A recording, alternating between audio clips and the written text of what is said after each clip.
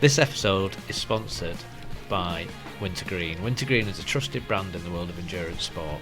Their products are designed for athletes, combining natural ingredients and cutting-edge formulations to enhance performance, aid recovery and keep you at your best. Whether it's preparing for your next race, maintaining energy during intense training, or soothing tired muscles post-workout, there's a Wintergreen product for every stage of training and competition. As a marathon in the season kicks off in the UK and takes full swing, we know the importance of recovering better and faster. Wintergreen Sports UK is the solution. Have a look at their website to learn more at www.wintergreensport.co.uk. Now on to the interview of the episode. We have a duo from Salford Mets. The female runner has PBs of 18:34 for 5k, 37:31 for 10k, 81:56 for the half, and 3:26:32 for the marathon. The male runner has PBs of 19:45 for 5k, 41:15 for 10k, 95:55 for the half, and 3:53:05 for the marathon. So please welcome Claire Barnes and the best name in running, Mike Race. Thank you very much. Thanks for having us. Welcome. So we're going to start with a discussion point, and with our episode sponsors being Wintergreen, we thought we'd talk about benefits of putting time into recovery, especially with a long marathon training block for the majority of us. So what do we do for recovery during long marathon training? Who's in marathon training at the moment? Are we all of us? Yeah. Apart from me and Dave? I am. Yeah. So Claire, what do you do for time in recovery? We were just saying this before, we've not really got recovery big blocks, just recovery days where I've got a rest day each week, and if we've had like a race, then we'll make it a lower impact before and after the race, just to recover after those, but nothing major. We've not got like a down week. Right, okay. Cool. What about you, Mike? Well, I'm not marathon training, but I'm going to do the marathon just for charity. So I said I'd go around with, excuse me, one of our runners. And as for rest, what I would do is just take it one day during the week where I just completely do nothing. Right, I okay. think that's enough. Yeah. Other than that, I just say we do a Tuesday session that's intervals, just back off the session a little bit and just do it as a tempo. Right, okay. Cool. Katie, what about you in marathon training? Yeah, so I have a full rest day. Every week I'll have a full rest day, and then I try all sorts of fads in between as well for recovery. So I've got the old ice bath back out. Oh. I've only used it once since I've got it out, but it's out. So hopefully start using that a bit more. Massage gun. Yeah, that's about it really. Sean, now that you're back in marathon I training, just not listened to fully you injured. talking about rest days. I've never have rest days in a marathon block, but this time I've been forced into rest days for work or injury and illness. So I think maybe that's something I might have to look at as I'm starting to get a little bit older. But I don't normally have a rest day. I think for me the main thing is eating. Just make sure I'm eating well. A lot of protein. I always increase my protein when I'm marathon training. So I have this thing on a Sunday, and I love this, by the way. On a Sunday night, I go with my dad's or Claire's mum's for my tea, but then Sunday night I go to Tesco and buy, southern fried breaded chicken and just eat the whole packet myself. There's some like pitters or something like that. I do find it honestly helps, eating that protein. After tea? Yeah, after my tea, yeah. Have that as well. And then the other stuff is obviously just the hydration and the sleep, really. Just really trying to get dialed in on that sort of stuff. I'm not really into the fads and stuff, but I do have a massage gun. Been using that. Yeah, I think massage guns help. Yeah, I do. To be fair, I go for treatment like once a month. I've slipped out of the habit since I've not been marathon training, but that's for me is really important as well. Yeah. Dave, what about you? Most of what Sean said, so paying attention to hydration, refueling and sleep, they're the top three I think. But the other one I think is a bit of a game changer is the Epsom salt baths. Yeah. They can really help if your legs are really beat up, just help get the muscles feeling a bit looser again. Yeah. For me, with recovery, when I did the marathon last year, I had it in blocks where it'd be like 3 hard weeks and then a down week. So I started to do do that. This year, not marathon training, so I'm just trying to put my effort into using some of the magnesium body lotion that we got from Wintergreen. Been using that. I wish it wasn't called body lotion. Yeah. It needs to have a more butch name. Let's go to bed and put my body lotion on, Sean. Send that to the wife. Bit of feedback for Wintergreen. Yeah. But then I've, like Dave mentioned then about the Epsom salt baths, I've been using the magnesium salt, but in that pack they come, so the hot mustard one, Yeah, that's amazing. and then the magnesium one, and then half a bag of each Yeah. in, That's a good idea. and started to use that, so yeah, that's going well. Yeah, I've been using that stuff as well, and it is the body lotion, despite the name, Sean. Yeah. It's really nice, isn't it? I think Well, it's if you've all got these gone niggles, well. Sean, maybe you need Well, it. honestly, the last week with my sort of knee problem I've been having, I've been covered in the stuff. There's You know, body the- gel as well. But the magnesium spray. Yeah, the I've spray. been using that. Yeah. Yeah. There's definitely something. It's doing something. It's almost like a sensation that you get like when you put deep heat Yeah, on. you can. You can feel it, that can't sort you? of Yeah. warming sensation in your muscles. And they do say that topical application soaks, like you get more benefit, don't you? Because it soaks right into your skin. Yeah. So I am someone who struggles with cramps, so I have been using the spray before I've done like a hard session or a race. And touch wood, I haven't had cramp, but we'll Yeah. see on the marathon because it's always the marathon that gets me. But I agree, the salts and the hot mustard powder is Yeah. amazing. I'd say it definitely smells better than deep heat though. Oh, it smells on like that, yeah. blood, And it's doesn't not it? as high risk to use it, if you know what I mean. You can see Sean now with his hot mustard bath eating his chicken on a With Sunday his body night. lotion on. This pint of Guinness. Yeah. Yeah. Get to the start line. So let's get on to questions for both you, Mike and Claire. So a serious one to really start off, a question from Dave C. Is Mike Race your real name? It is my real name. It is, yeah. It's a great name for a runner, Yes, that. Yeah. When I go to races and you're picking your number up, they'll say yes. I'll just say, do we say name? I say race. They say, yeah, you're at the race. I say, yeah, no, my name's Race. Yeah, so yeah, that is my name. Yeah. Brilliant. Now we've cleared that up for everybody. How did you both get into running? So Mike, we'll stay with you. Running, I started when I was young, 18, 19. I used to go to a boxing club in Oldham. We used to just do the training. We didn't box. We used to just box in the ring and knock 10 bells out of each other. You know, it's just like out yourself circuit training. We used to do a little bit of running there. I didn't do anything else other than that. Bit of table tennis when I was at school. Because you got to think, it's a long time ago, 1974 or something, I think. I left, so really running wasn't a thing. I remember they asked me to do cross country once, and I cheated it. I hid. So that's me with running. And then I started to get going to, like I say, circuit classes. I went to the YMCA in Manchester. That had an indoor track, and I found I was okay at circuit training. So I used to do a little run on a circuit, and then started to. What was it? Probably about 2 or 3 years after, I joined the Marriott. I met Jack Carney, and he got me into running. Really, just told me about Salford Mets, and that's how it is. Where I am now. Yeah. Brilliant. Claire, what about you?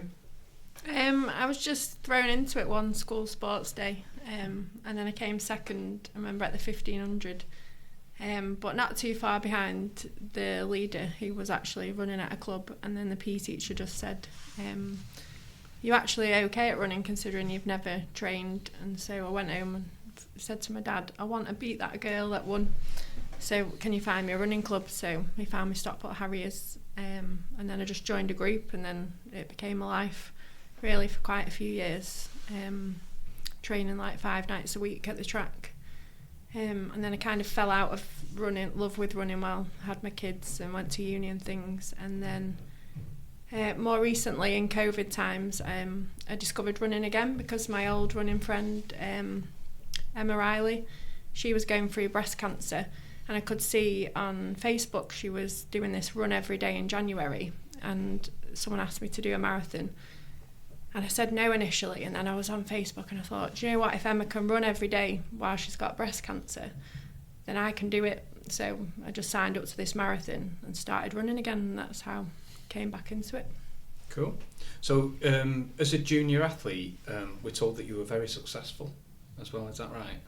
I wouldn't say very successful, but yeah, I think I was like Greater Manchester 800 champion. I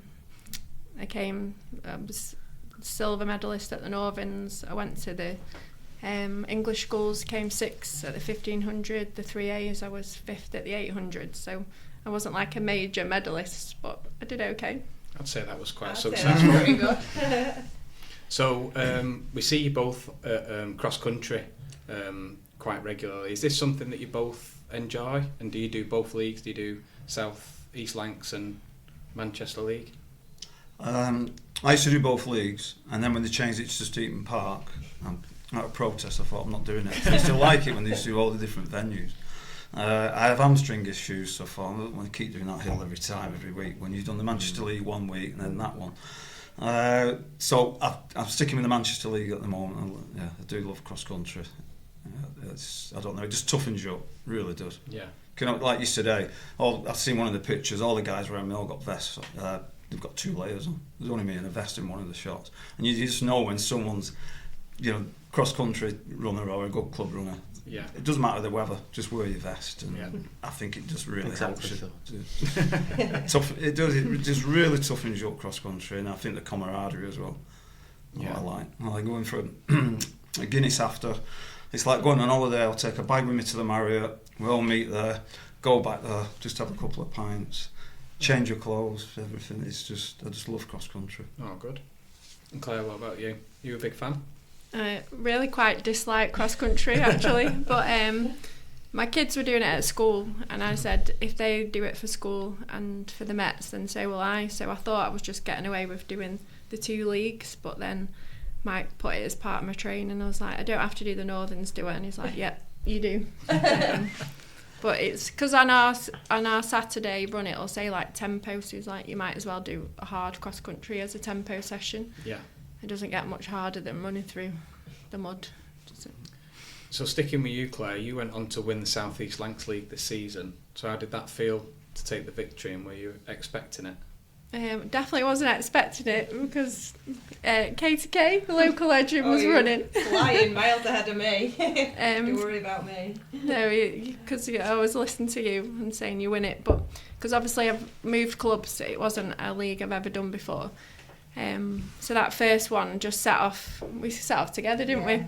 Yeah. And then I don't know, I thought you'd come with me, picked it up, and then but then obviously when you win one, then there's the pressure. Everyone's like, you can win the second and win the third, but I definitely wasn't expecting it. Oh, brilliant, well done. Thank you. And it's the iconic National Cross Country Championships coming up at Parliament Hill this year. Are you both going? Definitely. Yeah. I've not missed a. Claire seems thrilled about that. I don't think I've missed a national since I've been running. Right, okay, and how many years is that? 10 years, something like that. Brilliant. Wow. Yeah, I was trying to rattle them off in my head. Dave probably knows better than me, but I think I've done Nottingham twice, Parliament Hill twice, Chester, which wasn't a good one. Didn't like the venue for that. No. I'm just trying to think the others. Leeds, Donington, yeah. So I don't think I might have missed one at the start when I didn't know what cross country was about. But since I've done them all, even I'll go on my own and do it if no one's coming from the club. And Claire, are you looking forward to it? I'm looking forward to the weekend being away and after, but not the race now. But your peer pressure does into it, didn't you? Well, I think there's something about Parliament Hill. It's the home of cross country, isn't it? And, when you're climbing that hill and you just look at all the views all over London, there's nothing better. So for those that don't know about Parliament Hill, I've not done it before. Right. How would you describe it or compare it to any other cross country around the Manchester leagues? It's totally different because you've got everyone from all over the country. 3,000 guys in the men's race just running up a hill. Right. It's just Don't you it's like start a at the film. bottom It's of the like hill? Charge of the Light Brigade. There's that many of you. At first someone said that hill's a killer. I thought it wasn't because there's that many of you. You can't get besides the guys at the front who are going for the places. You're just walking at you think 3,000 guys trying to get through a little gate. At the top. I've heard people say the floor almost vibrates because there's that many The people. men's, Is that right? Yeah, it's fantastic. I mean, it's just droves. You look up from the bottom, and you just see the guys who are well ahead just coming round and round, and you know, same with the ladies. It's just they never stop coming round. You know, Yeah. it's How many fantastic. have you done, Dave? You've done it. This will be my 27th in a row this weekend. Wow, he's Something beat you. If I make the start line. You will make the You start will make line. the start line. It's yeah. going to take something pretty spectacular to stop you Get getting yourself to that, taped so. up, you'll be there. No ripping of shoes in cross country. So Mike, looking at your power of 10, it looks Yeah, like you it's enjoy very, your very park run. Oh, Parkrun, yeah. What is it about Parkrun that you love so much? Well, that's going back to how I got into running, really. Adam from Swinton, Swinton Runners, I think he's a Parkrun ambassador now. He started off Worsley with Duncan and just said, come down there and give it a go, because he's come in my circuit class. So I said, all right, and it's one of those, you go once, then you think, I can do better than that, and you can... I'll tell you how long ago it was. Duncan's daughters were on a little pace table giving numbers out. Really? And there's probably only about 20 of us, 30 of us did it. And I live just at the back of it anyway. So Right. it was just convenient to do it. And that's where I am now. I've done like 414, I think. Wow. I checked. And I think my dog's done 300. Wow. But I just love Parkrun. I just love the, get together after, sit down, have a coffee, and straight away just wait for the results and get on Strava and look at your splits. Yeah. I just love it. Yeah. So which one would you say is your favourite and why? It used to be Worsley, but I've done it 300 times, so now I like doing Peel, and I like to help them as well because it's a new one. So I volunteer most times, as long as I can get around fast enough, and there's probably 20 or 30 in front of me or whatever. Yeah. I'll just do the funnel manager because So Nice I easy like job doing that. bossing people. Yeah. I can tell you the hardest one I've done, Go on then. and that's Paffelli. That is absolutely horrendous. You're running on rocks and sand. Yeah. So when I went to Abbott, I stay in Abbotsford sometimes. I thought, oh yeah, do the Parkrun. Where's the nearest one? You just get obsessed, don't you? Saturday morning when you're on the break. Paffelli, go and do that one, and it was absolutely horrendous. I remember a guy said he'd done a fell run the week before, and that was harder. You're just running on. It depends on the tide, and you're just running on hard sand, and then the last bit you've got to come in on soft sand, and I was like just sinking. The times reflect it, but I did have one good run though once. I think it must have been the wind against me. So, yeah. Now on the other hand, Claire, it doesn't look like you do many park runs. Is there a reason for this? Yeah, there's two reasons. One, because my kids have Saturday morning activities, so I'm always stood on a football pitch. But when Xavier's not got a football match, I just find Parkrun really frustrating. Like, I've always got a Saturday session to do, and I just feel like I mean, it's great for everyone, but there's far too many runners, and I just want to get my session done and boxed off without all the havoc of the...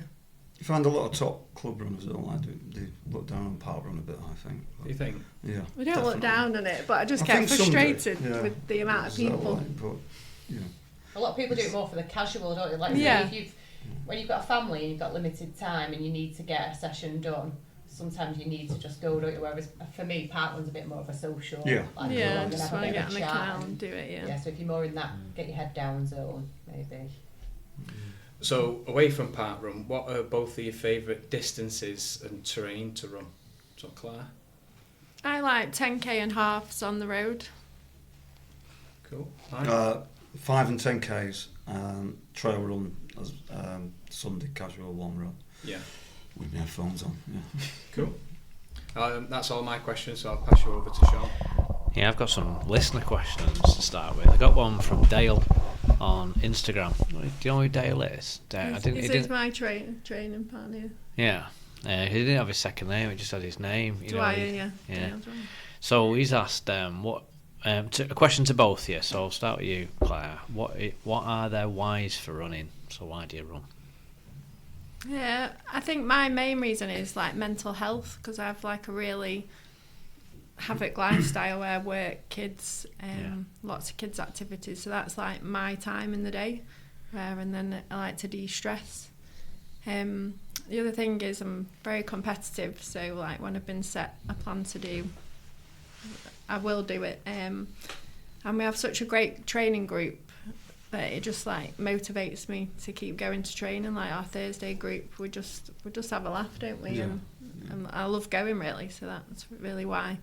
Yeah. And then my kids are always asking me about my training, so obviously what I do, they come to the track with me, they go in the kids group while I go in the parents group, so that's part of the reason we all do it together. Keeps them motivated as well. Nice. What about you, Mike? Why do I run? Yeah. I think really, well, for fitness and the mental side, yeah, what I get out of it, yeah. It's one of them questions we ask Yeah. ourselves some days, like, isn't it? Why? Yeah, why do we do it, yeah. Yeah, well, a good group of friends, yeah. Keeps us young. Keeps me out of trouble. Dale's also asked, can you remember your favourite ever run, and what was it? Whether it be the course, distance, or your time. So I'll stick with you, Mike, on this, and then go to Claire. Yeah, I was thinking about that. Done so many runs, but a recent one, I'd say Abersock 10k because of the weather and the scenery. It's a pretty tough one. It's got a really big hill on it, where they do like a challenge. Whoever's the fastest gets a few days in a caravan or something. So that's how tough it is, the climb. It really is. It never stops climbing. But once you get to the top, you just look out to the sea and everything. It's gorgeous, and it's just, you're on holiday. And it was so hot, it must have been 70, 80 degrees. And I think it was going away as well with a group. So there was like 6 of us, and it just carried on right through the weekend. You know. What sort of terrain is it? It's a bit traily road, and then you've got this climb, Tocken climb or something. It's all rocks. It's like you used to cross Actually, country, the question was your favourite. You get no, right. So it's only about a K anyway. So yeah, but no, it's the views, and I think it was the weather and everything, and you're the run finish on the beach. So yeah, that's my favourite one. Yeah. Can you better that, Claire? What's your favourite ever run? Well, you know, it can be the course, the distance, or your time, or all of them. Well, I have 2 really from last year. Was the Manchester half was one, just because the atmosphere on that day is just like incredible, like everywhere you go, and I love the tunnel bit where the music's pumping. And then I had my name on my vest, I think, because I was meant to do London Marathon. And I think when you're further up the field as a girl, you get a lot of people cheering for you, so I felt like every second person was shouting, "Come on, Claire," because you're surrounded by men, aren't you? So I think that was really encouraging. And then when I'd finished and I saw my time and I'd beat my PB by like 3 minutes, I was just like gobsmacked, wasn't I? So that was my favourite. And then we all did Knutsford 10k as a group.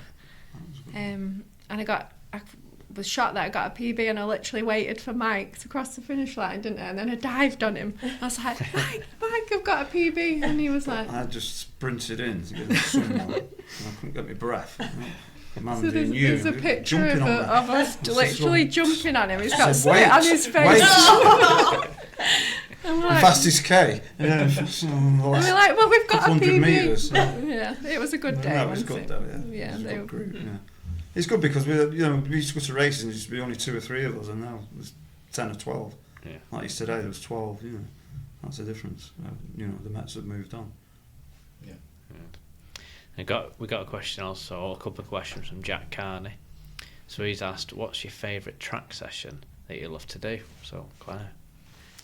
Well, I love, like you said, you got 400s tomorrow. That's one of my favourite sessions, 400s. Yeah, I used to love doing that as a kid because I love the speed stuff. But also, I love when we do like 6 by a K or like 800s, because I feel like that really shows me where I'm at fitness-wise, because you can really compare your K times and your 800 times to when you've done that session last time.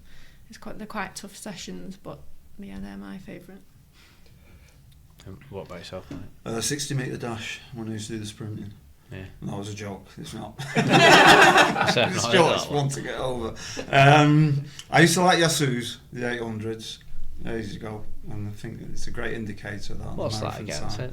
Doing a Yasu, you time your 800 and then your marathon time. Right. I'll come by it. So. Yeah. If I'm doing it in 3:30, my 800, I should be able to do that. As long as I can keep the recovery the same pace, 10 or 12. Because your recovery is half of your effort, isn't it? Yeah, that's it. Yeah. So what's your target marathon pace? Well, I got 2:37 last year, so obviously I want to sharpen that up. So if you can do 12 800s in 2:37.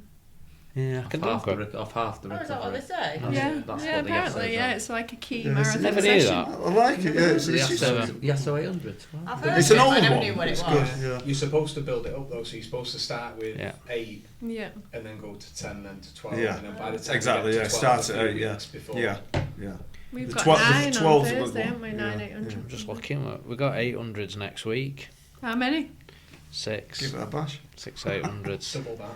2 minutes recovery, so that's probably slightly less than half. Yeah, Mm. you should be. A classic is Yeah. 2-minute recovery. I think I'm a bit quicker than 2:37s though, off memory. When we do 800s. But the point of Gotta that do session 12. is to do it in like quite a big volume. So you're doing Mm. you go 8, then 10, Yeah. and then 12, like a good few weeks apart. And then when you're hitting Yeah. when you're hitting 12 800s, they should all be Yeah, consistent. you'll have a few Yasus in your plan, so it'll work out. Every few weeks you're going up. Yeah. And other than that, sorry. I'm going to have to look at this. Yeah. I've never done We've this. got 9 on Thursday, haven't we? 9 800. You are. And then other than that, I like doing pyramids because I can see the beginning and end. Yeah. Yeah. So I know it's going to come down to some shorter reps. I like them because you Yeah. sort of go up the mountain. Go and up and don't down. you? Yeah, I do like pyramids. Yeah, yeah. This is also from Jack, who's asking what's the toughest race you've ever done and what made it tough. So I think right. he knows the answer to that. Blackburn, cross country, Northerns, absolutely worst conditions ever in my life. Snow. Is this the one where it hailed? Yeah. No. No, snow, everything. Everyone Yeah. was walking nearly. The mud was unbelievable. I don't know what's happened now. They ban it because I've not really run in a tough cross country in mud for a few years, but that Blackburn one was. I thought they'd call it off, but they didn't. I warmed up and the women were racing while I was warming up, and they were visibly crying, the women in the race. Yeah, there was. Yeah, no, Literally crying. I've never seen people in front of me just come out of a race and say that's it and start, arguing with people and just walking off the course. It was horrendous. So yeah, I'd say Blackburn is the hardest race I've ever done because of the conditions. Parliament Hill was a tough one when it was muddy. That was really hard. And then little ones like Bog at Old Clough, I've done some real muddy ones there, and that's been horrendous. So yeah, but top of the tree I'd say is Blackburn. sounds horrendous to be honest with you. That. No, it's given me reminders of Manchester in 2012. That. Yeah, but that's a good point you raised though. Cross country would be cancelled now. Conditions like that gets cancelled pretty. It seems to be now, doesn't it? Health and safety got mad. Yeah, I'm a health and safety manager, mate. Oh, yeah, sorry. I'll be out there with my red tape. You're to blame. Yeah. You'd have cross-country cancelled forever, I'd would you, cancel Sean? it. Right, it was too dangerous, too uneven. You cancel Parliament Hill. Yeah, Claire can take the system. Get down there with the high vises on. Same question to you. Toughest race you've ever done? Oh, mine was that marathon that I decided to do in 2021. It was awful. Because it was COVID, it was like a staggered start. So I remember jogging to the start line, thinking, I've got a bit of time. And he was like, right, just go. So you just went off on your own. No spectators. I had to carry a water bottle in my hand. And I'd never run 8 miles before in the January, before I started training for that. And the last 4 miles were horrific. I'd only had 2 gels and I just couldn't take any more on board. All I could taste was like lemon and lime from a salt tablets from a drink. My hips just gave in. But yeah, and I managed to get through it. But yeah, that's why I've not tried it again for a while. I bet on those days you were asking yourself that why question, weren't you? As well, let me add it. Yeah. Well, Why? I hadn't raced since I was a kid, and then I decided to do a marathon. I'm like, why have I should have tried a half first, but like I said, I was just inspired by Emma and just thought I could do it. But with COVID, it was just probably round the roundabouts in Milton Keynes was probably not the best way to do it with a staggered start on my own. So I've got a couple of questions from Garish Patel. First of all is to you, Mike. How do you manage to run so well at your age? He doesn't seem to be getting any slower at all. I think cross training helps me. Yeah. Mindset again. Don't want to grow old. even though we all grow old. Running with younger people, I think the guy in the last podcast said that. That helps. Yeah. Because I find most of the guys, no disrespect to them my age, we've got a couple who come out with us, they're not at my pace, so I end up going to a different group, you know. And I like it when I'm at races like yesterday. I'm always looking for someone, you know, of my age to try and get in front of them. Same across country, and I was finding a lot younger than me. So I think that helps in a way, really. And having a rest day. But I have the rest day I was going back to before, because I do a lot of circuit training and teaching, obviously, kettle size classes and stuff like that. So I do need a rest day anyway. So I think as you get older, you do need a rest day. When you're younger, you don't need as many rest days. What sort of cross training do you do? Monday I do a circuit class. There's a bit of high rocks exercises in that. Press ups, you know, burpees, stuff like that. Then I do an MSE class, which is muscular strength endurance, and that's just weights. You get your own set of weights, staying in one place, working upper body, lower body, mixing it up. Tuesday I do a toning class. So that's just like planks, dead bugs and stuff like that. All different core exercises. Thursday I do a kettle class. Friday I do a spin class. So that's why I have a rest day Wednesday. Right, so it's quite varied then, isn't it? That? Yeah, it's very. So I think that helps. And like I say, mindset, and you just don't want to grow old. Yeah. Nice. Or if you do, you want to grow old gracefully and fast. And question also from Girish for you, Claire. So, how do you manage to sustain the pace in a long hard runs in the races you've done? I mean, how does she conquer? It said, how does she conquer the singles from body and mind telling her to slow down the signals? Because we all get that, don't we? You know, it's something like that mindset you have to keep pushing. I think in the race yesterday, I'm used to that feeling because we have it so often in training, and I think that's what people have commented in our group, isn't it? That me and Mike's the same. At the end of a session, we will be like bent over double, like we've ran to our best effort that session, and I've got so many finish photos where I'm literally retching over the finish line because I've tried that hard, but just get used to that feeling. I mean, my long runs they're not that fast, but it's my training, my race ones, I've just got used to that feeling in training. You've said it in your podcast, what do you say? Train hard, race easy. And I've always thought about that a lot when I've heard it on the podcast. Remember when we had Glenn Piper on, and he said, like, sometimes the difference between, say, a 16-minute runner and a 17-minute runner could just be that. You know, that ability to take yourself to a place where other runners are not prepared to go, just in terms of effort level. So Tony Hillier saying that, isn't it? That train hard, race easy. Yeah, he says that. Another thing, like Richard said last week about just putting himself in the cave. I think it's a real talent to actually be able to put yourself in, be comfortable being uncomfortable. It's another good one. Like yesterday, I kept saying to myself, like, the last 2K, the maximum we've got is 8 minutes of pain, and then we'll be at the finish line. So I keep thinking it's not forever, is it, that pain? And then you will be happy, buzzing with your PB at the end. And it's learning to say that to yourself, isn't it, rather than letting that negativity come in, that I can't do this, I need to quit, I need to stop, I need to walk. And it's hard, isn't it? It's hard. Your own worst enemy, aren't you? Yeah. In a race, no doubt about that. I remember, like, sometimes you're in like a 10k and it's hurting, and like I remember being in the Wilmslow 10k, and this guy, I was in the cave, and this guy in front of me stops and held his hamstring. Straight away I'm thinking, shall I stop and hold my hamstring? That looks like a bloody or shall I see if he's okay? That's my ticket. If you ever listen to someone else's breathing, that helps me, because I think I'm struggling, but then I hear someone breathing worse than me. I think, well, does it help you when you're listening to my breathing? Everyone sounds super smooth. I'm not struggling as much as them. I can breathe and they can't, so I'm doing okay. A lot of times I've thought of just pulling over. I've never have done, but I've always thought I need to stop. I'm just going too fast. Yeah. But something clicks, doesn't it? Where you think you can't. But It's that pride. fake an injury. Anything. It is a mental battle, isn't it? It is. Yeah. That's where the mental side comes in. Like yesterday, going back to Parkrun, so you won't like this, but I'm thinking one Parkrun. That's all I've got left now. I've got 3 miles to do. Come on, push on.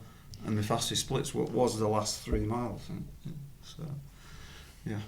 It's so far though, isn't it? I was with the 1:30 pacer yesterday, and that's what he said. Right, come on guys, now just a Parkrun to go. And I thought, oh my God, that's so far. Get up on a Saturday morning to do this as a run, and I'm dead. So you're both members of Salford Mets, so tell us just a little bit about the club, why people might want to get involved, and if they did, how they would go about it. So who wants to say that one? Yeah, I don't mind doing that, yeah. We're on all the socials, we've got the website. The kids at the moment, we're at full actually, which I think a lot of running groups aren't they, in the area. Only because they can't get the coaches. There's not enough coaches. Even we try and get parents to do it, and they don't seem to want to do it. So actually, kids, we've got a waiting list. For adults, just anyone can get in touch with you on the socials. Yeah. Nice. Okay. How many members do you have at Salford Mets? We've probably got, with the children and everything, I'd say 300 to 400. Probably got 100 adults. We'll come to some of the cross countries. I think we've only got about 4 or 5. I'll start looking around. Definitely seen the colours more, I think. Well, what I did, change the vest. Pete's idea, which is good. Yeah, and we saw and just try to, get promote the club a little bit. And the vest we had, I didn't like anyway for running in. So, just that's what we do. Just try and elevate the club a little bit. Yeah, looks smart, doesn't it? And they're good to run in as well. Yeah. Very lightweight. Yeah. We have the parents group, don't we, where your kids, if your kids are running, that's how I first got into it, then you can join the parents group and run at the same time as your kids. Yeah. Like I said, we're just short of coaches, and I think you'll find that everywhere, won't you?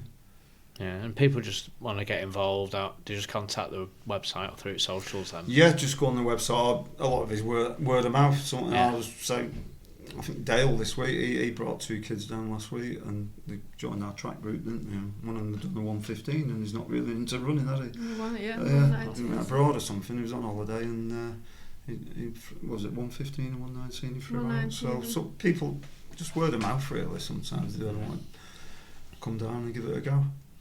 And we've talked a bit about this race yesterday, so let's cover that. Wrexham half marathon for you both yesterday. Yeah. So start with yourself, Claire. Tell us how that went for you. Well, I did have my race plan in my head, but I don't know, you'll know Chloe Elliott. I travelled down with her, and she's very running wise, isn't she? She's a very nice, calming person to be around. And I always doubt my ability, but I told her my race plan, and she was like, "You're playing it too safe. What you need to do is," her plan was to go out hard, and if you blow up, but at least you've left nothing on the course thinking you could have done better. Yeah.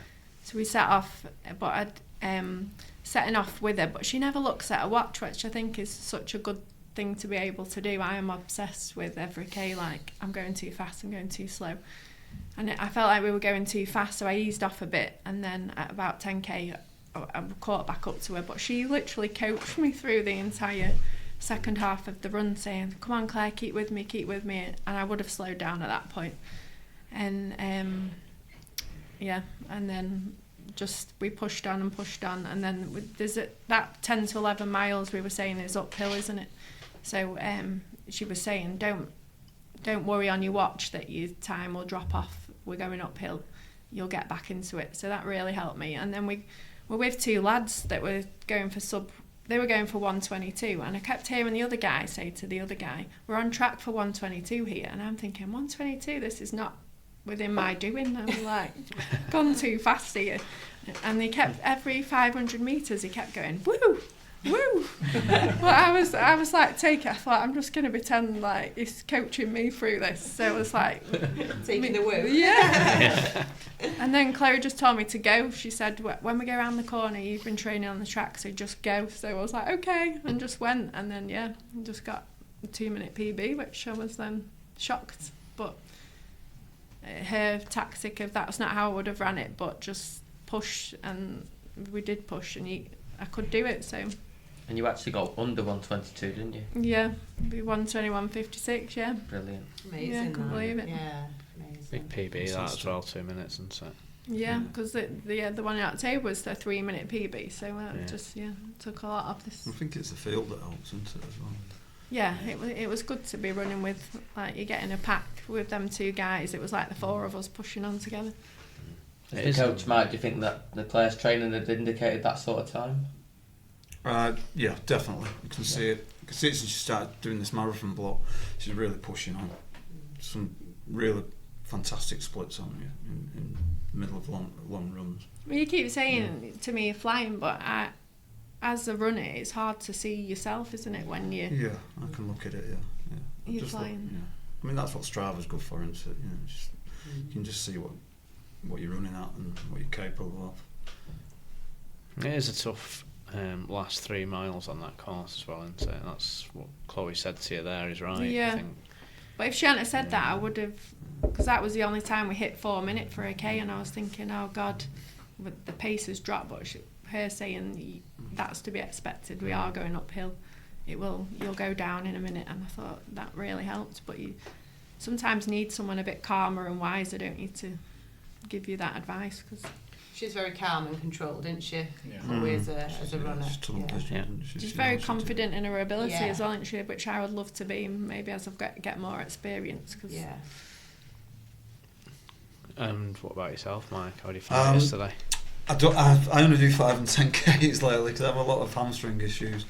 I've had it for years, tendinopathy in my glute, so I've had the injection and everything, and I just thought I can't really do long distance, so I got the track group said, well, let's do this half. So alright, go on then. So I said, right, who's doing it? We all do it. So we'll put in for it, and I thought, right, I'm just going to go 140 pacer and see how I go. PB was 138.17 9 years ago at Chester, so I thought I'll just go with that, but it just felt too slow for me, so I didn't even start with that pacer. I just sat in the middle. I think started just 135, so I just sit between the two. Just kept one pace, and it still felt too slow, but I thought I just want to get through it and make sure I've not got no glute issues or hamstring issues, and I just felt comfortable all the way really, except for the last about 15k. I thought I'll just push on there, and started to sort of increase, and it still felt fine. So yeah, that was my strategy, was just to get round without any hamstring issues on a distance, because if I do a Sunday long run after about 15k, I just get pain in my backside. That's exactly what it is. So that's why I just stick to 5 and 10s. But yesterday I surprised myself really. Yeah, really pleased with that. What time did you end up with, sorry? I forgot now. What was it? 1:36.55. Wow. 1:35. I think. Sorry, 1:35. Yeah. Don't even know. Is that buzzing? Is It's about a minute. Yeah, I think it's about 2.5 minute. Two Yeah, and a half minute PB. And how long ago was that? 9 PB? years ago. Yeah. I said if I'm doing cross country, you're doing a half marathon. Yeah, that was it. Yeah. Yeah. So, but I actually enjoyed it. Yeah, I did enjoy it. I just enjoyed just feeling good, and I could push on. Yeah. How are you feeling today with the glute? When I went out for a run today, and I was in Wales today, I stayed over and near Anglesey, and I just went for a little slow run, recovery run down the Welsh coastal path, and more my quads. I could really feel my quads. Yeah. And then my watch come up and said -14. I've not had that for years, so I thought, right, I shouldn't have come out. But I knew Claire had been out this morning, so I thought I'll have to go out. Peer pressure. So I thought I'll just run to the Menai Bridge, have a look under that, and then come back. So yeah, I feel alright. Yeah. What was the -14? I was going to ask that. On my watch, you know, you have like performance. Tells you how good your run is. I think you've mentioned it before on the pod, haven't you? Yeah. Wow, -14. I've never seen that thing. It's on Death's Story. Don't run tomorrow. I think you need a rest day.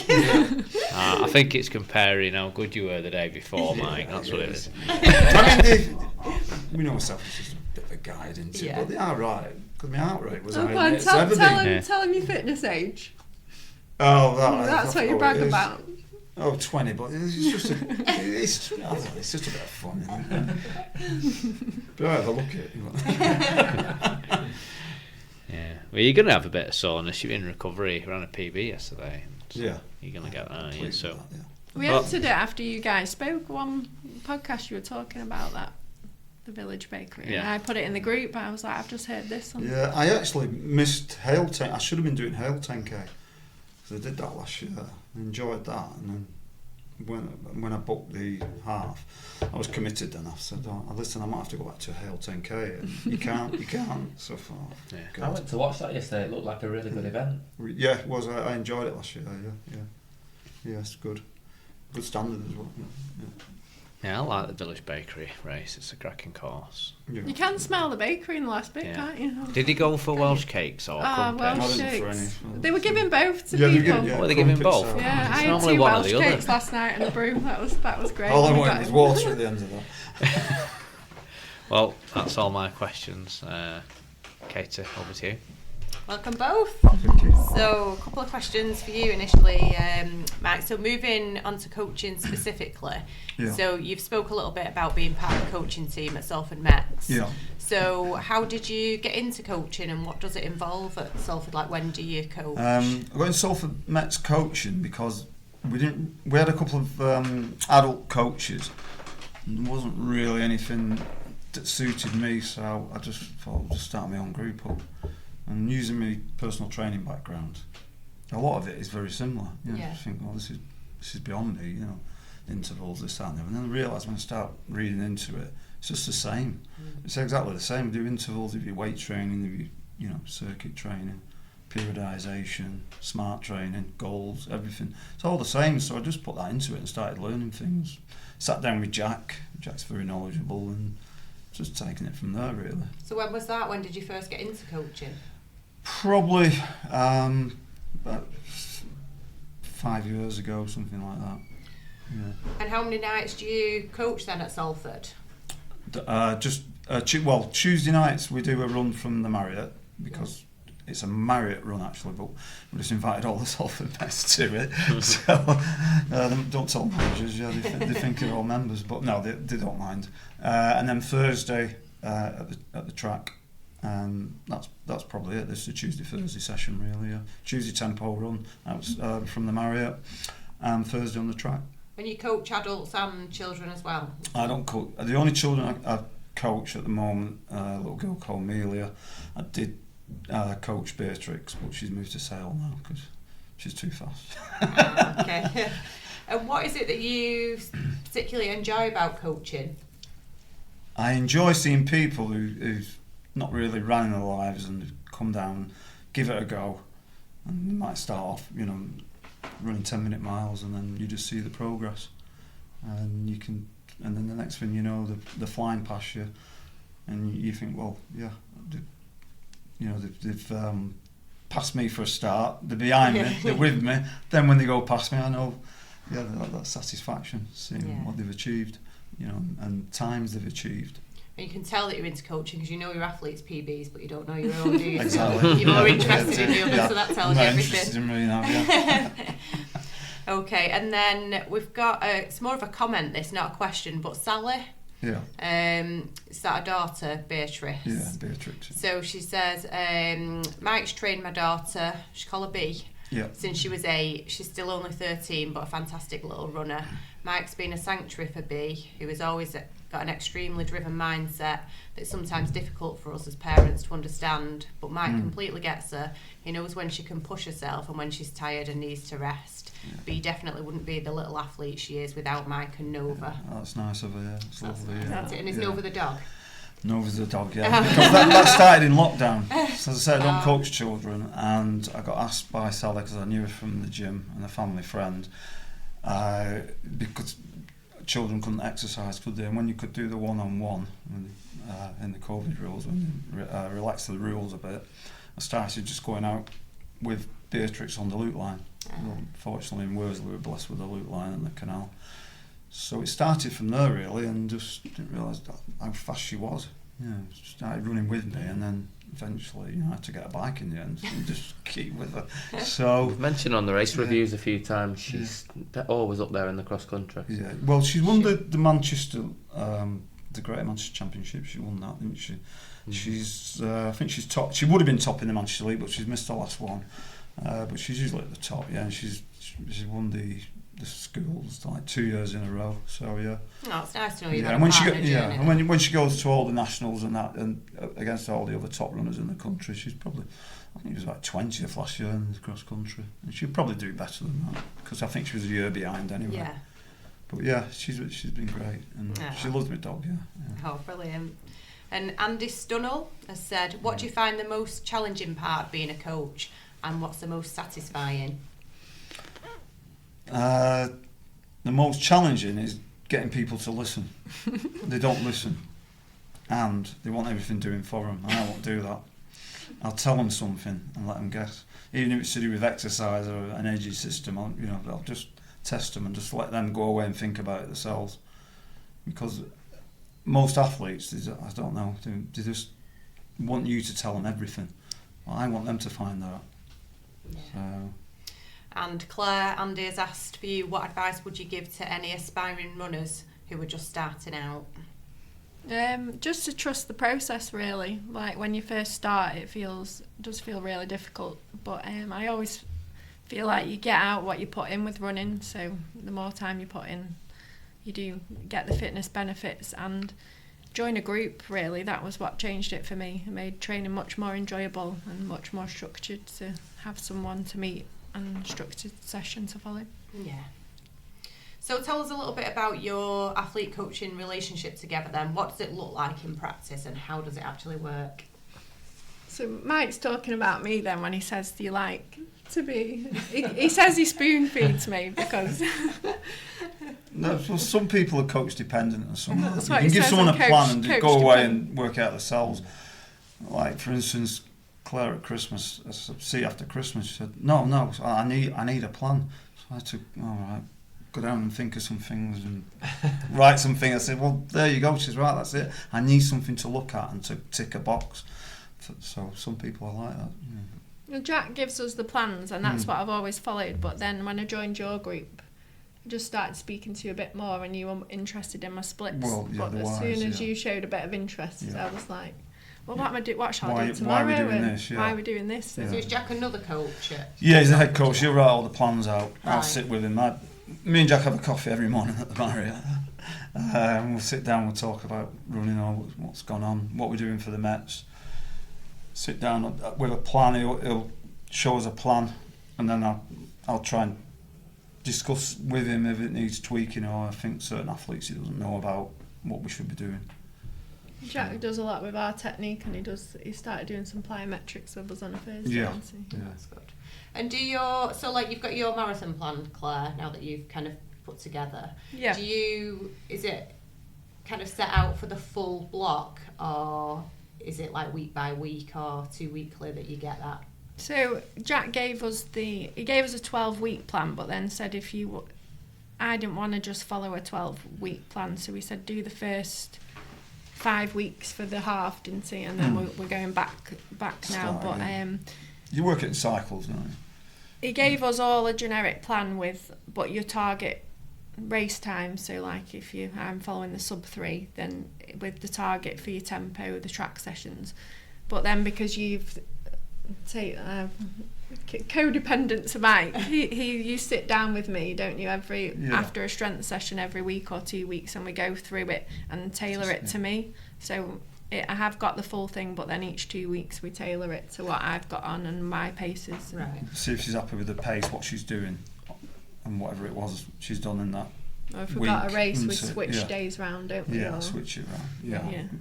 Plans can be moved about. Yeah. You're doing sight, don't you? When you're learning about coaching, it's all done in microcycles, isn't it, and stuff like that. So. And you touched on strength then, and I've seen on kind of social media, Claire, you've been in the gym with Mike, and you've been doing lots of kind of strength work as well. So, is that something that you see as really important for your athletes alongside just running? Definitely. You need to do strength training. It's going to help you with injuries, ligaments, everything, bones, especially as you're getting older as well. Bone density, very important. You've got to really work on your strength and conditioning, core, everything. And what about being on the other side of it, Claire? How do you feel about doing strength work, and have you found that it's helped you running? Yeah, I've loved it, to be fair, because I was a bit intimidated by the gym, to be honest. So I'd got kettlebells and weights at home and I was just following YouTube videos, but then Mike said, no, come to the gym. And straight away, within the first 10 minutes, he'd established a load of weaknesses, like my left leg's so much weaker than my right leg. And then we've been doing sessions targeted at those things, and I mean, you've had me doing all sorts on the gym ball, on the TRX, but it really challenges me, but there's no way I'd do that without Mike's guidance. And how many strength sessions are you doing a week at the minute? So I'm going in the gym with Mike once, and then I'm trying to do one kettlebell and core session at home myself in the week, so just the 2 sessions. Brilliant, okay. And again, we touched on mindset. Is it all kind of practical that you do together, or do you do any kind of coaching around like mindset? I won't. I'll sit down and say, like, how do you feel at the moment? Or if I can tell when she's tired or something like that, or she's had a nightmare with her children or something. So you know me well, don't you? Say what's up with me today. I think that's from a gym background though, because people come in and I think, well, he's not doing like he usually does. And sometimes I said, everything all right? And say, no, Mike, something. They'll tell you personal things, people in the gym, because I'm teaching classes of anything from 20 to 30 people, and you just get to know people. And I think that I asked that question, Claire, because I know you've described Mike as a life coach, not just a running coach. I know, to advertise that. Well, I tend to have, me, and I have a lot of pre-race wobbles. Before Wrexham yesterday, I was warming up thinking, oh my God, if I have a bad race and I've done all this training.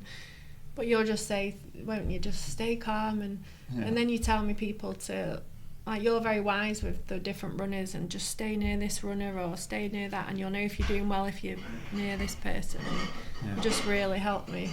Yeah, so it's a lot more than just giving you a plan and... I was telling you where Katie was, how far behind she was at the... I don't think you heard me. That guy keeps shouting for Claire. We should bugger off. You got 30 seconds on. I can tell by his face if I'm not doing well, can't I? But I find him very calm and... Yeah, and it's good that you've got that relationship. So Claire, specifically, you seem to have made massive improvements. We've talked about that in your kind of recent running, your PBs and those significant improvements. So what do you put that recent success down to? It's just consistency, really. I've just been very consistent with my training, and since I've had a coach, I was saying this before, but just have accountability, because I used to, when I trained on my own, if you were feeling tired, I'd be like, I'll skip my run today. But I'm like, Mike will see I've not done it, and he'll be like, why have you not done it? And then just being part of our group is really enjoyable, so I do actually enjoy running a lot more, and it's not a chore to go to the track. So it's like my favourite night of the week, a Thursday. So and the strength training, obviously. My times, that's the only thing I've changed massively recently, is the strength training, because I've been doing the running for a while, haven't I? But the strength training's the extra. Good advertisement for that strength work. Well, another thing is, as you age as well, your bone density and things, and you see so many people, same my parents, once they fall and they just get weaker and weaker, they fall again and again, and it seems to just be a spiral of the health, going downwards. So I think anyone who's listening, it's really important to do strength training. Yeah.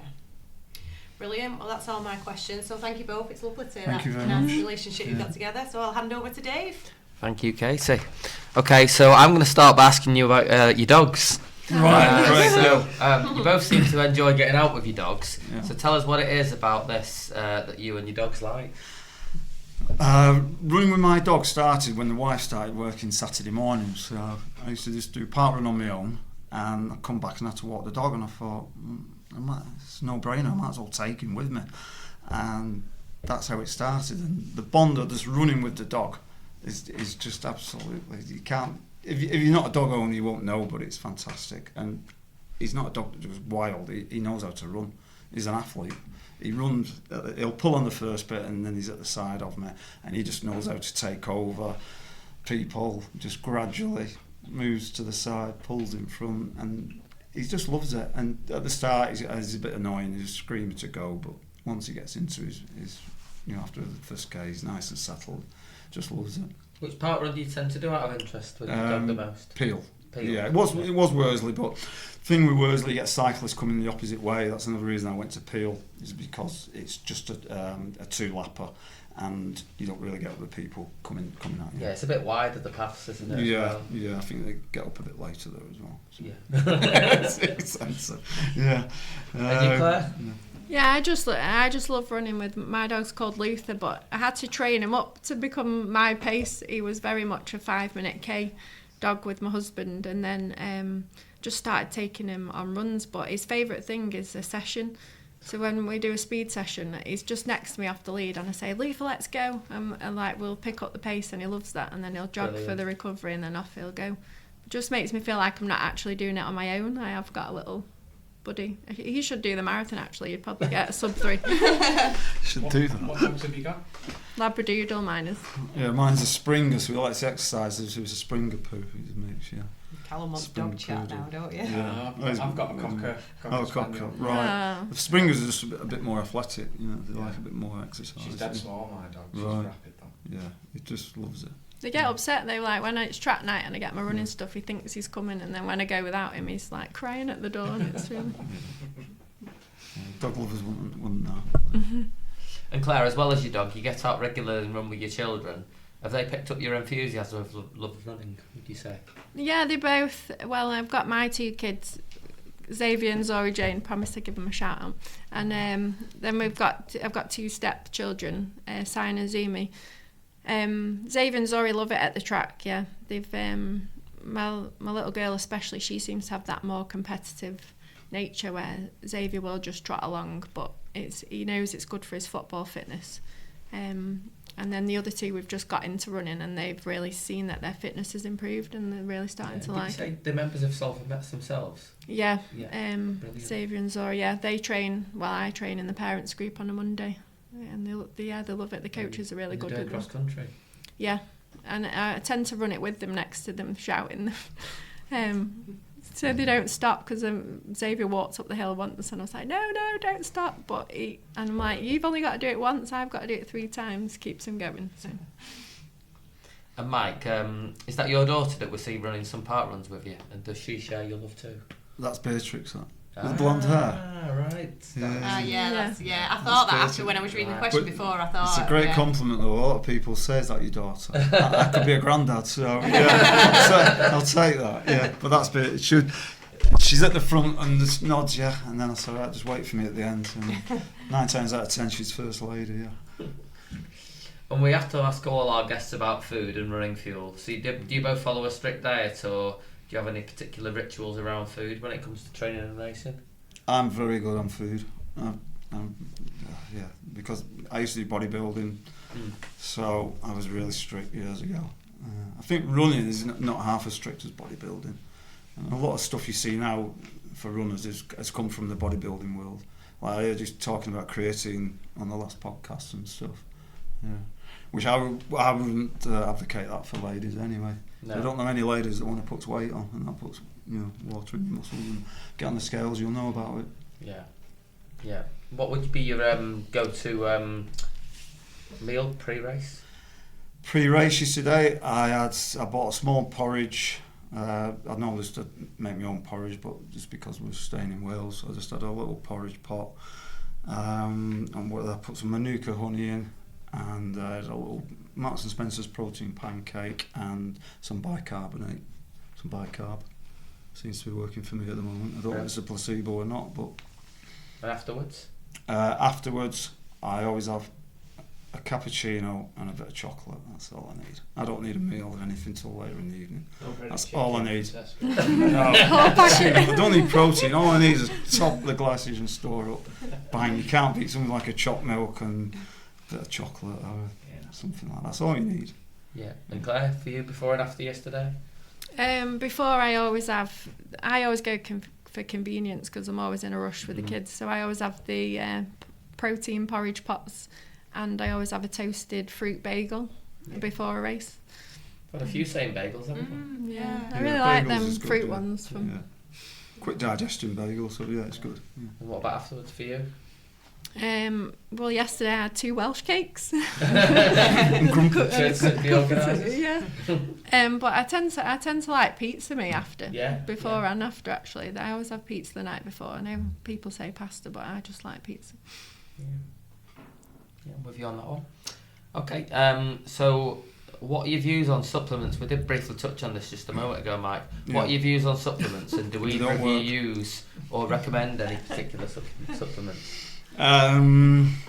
Supplements, I've done a lot of supplements when I used to do weight training, legal ones, never did illegal ones, let's put that out there. So I don't really take them anymore, because I think what you should do is take the ones you think, then do a placebo, get your partners to give you a separate tablet and just see if it works. And 9 times out of 10, I'll tell you that it's a placebo. You don't need half of these supplements. They don't work. Some do, some don't, unless you're paying a lot of money for it. I like beta-alanine. I used to like that. That gives you a bit of a twinge. You can feel something. But my supplement at the moment is bicarb. That'll do me. Yeah. And then anything else, people take, like I said, we were talking about creatine, weren't we? Iron tablets you might need if you're deficient. But you get everything out of your food. Yeah. Fruit and veg. That's all these things are, aren't they? A dietary supplement. That's all. People used to say, "Oh, I have whey protein. I have this." Well, what is whey protein? And you ask them, they don't know. It's just a setting, isn't it, on top of yogurt? It's just, that's all it is. It's no magic pill. It's just milk protein. So you might as well just drink a glass of milk. So that's my views anyway. But yeah, I have done, like I said, loads of supplements in my time. Do you use anything, Claire, yourself? I just take all the vitamins separate in high doses, like magnesium, zinc, iron, vitamin B and all that, and I just have you get an that out of your electrolyte. foods, that's what I'm saying. I try to tell them people. But I have been ill less since I started doing that, so I do think it works, regardless of what Mike says. I think that's the thing, it's about finding what works. If you're deficient in something, I say but if you're not deficient, you can't beat real food. Yeah, but I'm always in a rush, so I don't always get all my vitamins, so I take them. We don't want to start an ad. I know, yeah, let's It's only because I've done them all. That's all it is. I've done all the supplements years ago.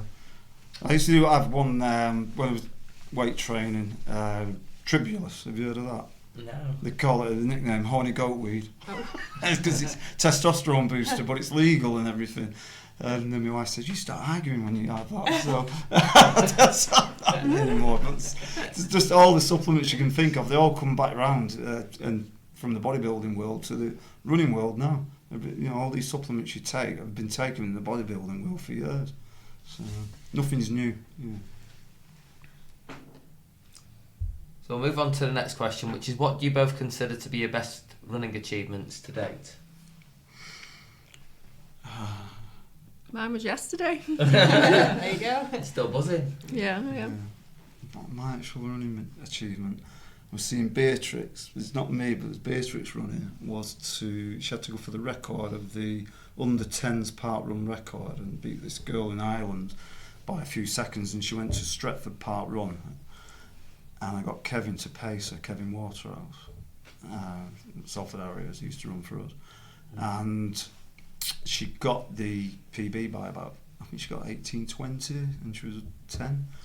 And there was a girl in front of her who was seemed like a bit of an elite runner, and she pulled out to the side, and I just thought, Mum was Sally was crying, I was talking about before. So that's not my own personal running, obviously, but watching that was fantastic for me.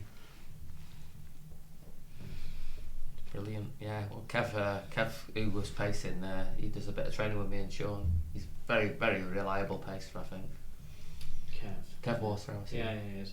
I remember running with Kev at Village Bakery a few years ago when he ran for Salford Mets as well, and I was in a group with him, and we were going too fast for me. But I thought, I'm staying in this group now because this is where I live, because they walked behind me and there's no one there. And it was too fast for me. I ended up dropping out of the group, and it's a long place to die, that last 3 miles at Wrexham, isn't it? But I remember seeing Kev going off into the distance with his buff scarf around his head. Yeah. He's a good runner. Yeah. Okay, I'm going to ask you about your goals next. So, are there any goals that you're currently working on together? And what are your plans for the future? Well, mine, once I get over to the cross country now, we're going to spring training. It will be 5 and 10Ks I'll look at training. So I just want to better my PBs in the 5 and 10. Yeah. Maybe I'll get dragged into a half marathon again. So there's lots of good 5Ks locally. Which is your favourite, Mike? Favourite one is Mid Cheshire and Crystalton. I like all the Run Cheshire ones. I love that Cheshire countryside. Yeah, absolutely great races. All the ones he seems to do. Have you heard about the Tameside 5K? No, I'm away for that one. But I have actually. Yeah, what we could do, we could promote that for you. Actually, yeah. I think Ben Fallery did it and Dave Coynes did it last year. But yeah, if you give us some info on that, we'll promote. Crystalton's a very underrated 5K. Crystalton, I think it's lovely around there. Yeah, very good race. Yeah. Just when they're on work nights is a bit hard. Yeah, that is the problem. Yeah, I used to do Sale Sizzles a lot, but I just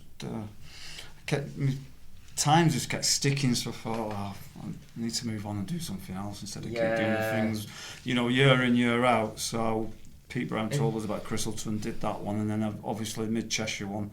I mean, I know the standard is fantastic. I mean, I'm starting near the back, but it's just a fantastic event to be in. It's just running down that hill, that first K. It's just reminds me of Parliament Hill start, but you're going downhill, not up.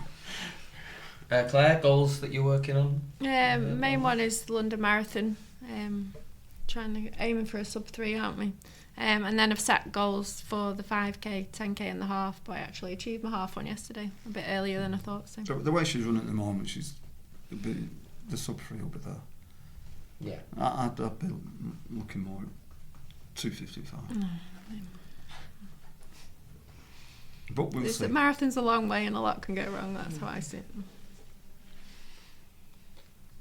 Okay, so we're going to move on to our famous quickfire questions now. Oh, Dave, just before you do that, we've got some questions that we missed. We've covered most of them, but there is one from a young girl aged 10, so we're all right just to jump in with this one. Absolutely. So Melia, aged 10, has said, do you have a lucky routine or something you always do before a race?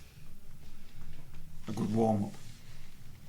And I've used one of Dave's tips he probably won't remember, from a long time ago. Yeah. Is find some steps. So at Peel, I do a lap with Nova, and we both do the steps together, up and down, just to get that heart elevated. Yeah. And it's just stuck in my head, that. And I think I remember you saying as well, you have an electrolyte tablet before a race. Before a park run or something, or definitely before a race. A gel. A park run, a gel, that was it. Yeah. So I don't have a gel, but I started just having an electrolyte drink, where before I used to just have a coffee. Yeah. So that's merely, you can take that on board when you get a little bit older. What about you, Claire? Do you have any lucky kind of routines or anything that you always do? I started listening to the same playlist on my way to a race. That's I put some motivational songs, but I do the same warm up, eat the same breakfast, and then I always have to do 2 fast sprints. And it's sometimes hard because you can't find a space at the big races, but until I've done them 2 fast sprints, to get my heart rate up, I can't get on the start line. Fab. And then there's just one more from someone called Gizem, has said, how would you recommend a beginner to get into running and move past the mental block? To get into running is to join, there's loads of these new groups now. What the Couch to 5K, is it? And there's another one as well, I just can't think off the top of my head. They meet on Worsley Green, and I think something like that is to go with a group that's your pace. The worst thing is, some people say in the gym, can we come on Tuesday night with you? It says, meet us in reception, and so we didn't see you, so they don't come again because it's a bit intimidating, just like it'd be for me if I went with a faster group, and so my advice is to just join or bring a friend you can run at a similar pace with, and then take it from there. Anything else to add, Claire? When you get past the mental block, just starting? Just keep going, because it does get easier. I've got a few people at work running, and they've done. My friend's just finished Couch to 5K, and it has got much easier for her, and she loves it now. I think she used to say I was purple on the treadmill, but now she's like, I've done 5K. Brill. Sorry to jump in there, Dave. Back to you. No, right. So we'll come up with these quick fire questions then. So, do you want to go first with each of these questions, Mike, and then Claire can go second? Yeah, Claire's told me to just give one word answer. Just said it's quick fire. He's not Here we go. Road or trail? Road. Road or trail? Road. Morning or evening workouts? Morning. Morning. Long intervals or tempo runs? Tempo runs. Long intervals. Hill sprints or flat sprints? Short hill sprints. Flat sprints. Recovery runs or rest days? Rest days. Rest days. Heart rate zone training or pace-based training? Heart rate training when I've got a strap on, but not just That's off not my one watch. word. No, sorry, what did you say? Heart rate, you say. Oh, right, sorry. Yeah. Heart rate. Pace. Pace. Cross training or focus solely on running? Cross for you. Cross, yeah. Running. And competitive mindset or fun and enjoyment? Competitive mindset every time. Competitive. Brilliant. Okay, thank you. That was brilliant. Thank you guys. for having us here. Thank you. Really good you. having you on, and well done to you both for yesterday. Thank you. Thank you. Yeah, well done. Looking forward to seeing your time in London as well. Oh yeah, put it out there now, haven't I? Absolutely. And actually, there was a question you didn't add from James. James said, since you'll be at London with me, is there going to be a night out on the cards? Yeah, definitely. There we go. Yeah. Missed that one out, Callum, didn't you? We're all staying till Monday, aren't we? So. Good luck with that. Good luck with your goals Best for bit. the year. I know how much of a challenge that quick fire was for you there, Mike. I hate it on that when We people. can double answers, isn't it, really? You won't be able to do that. Right? So that's it for this episode. In our next episode, and to celebrate International Women's Day, we'll be shining a light on an amazing local athlete who is not only a fantastic runner, but who has been taking the High Rocks world by storm. She has PBs of 16:43 for 5k, 34:17 for 10k, and is the High Rocks Open solo world record holder with a time of 58:47, as well as the women's doubles age group world record holder in the 30 to 39 age category with a time of 57:31. We will be speaking to Sinead Benn of Salford Harriers. So send any questions in for Sinead in the usual ways, and remember, strength grows in the moments when you can't go on, but you keep going anyway.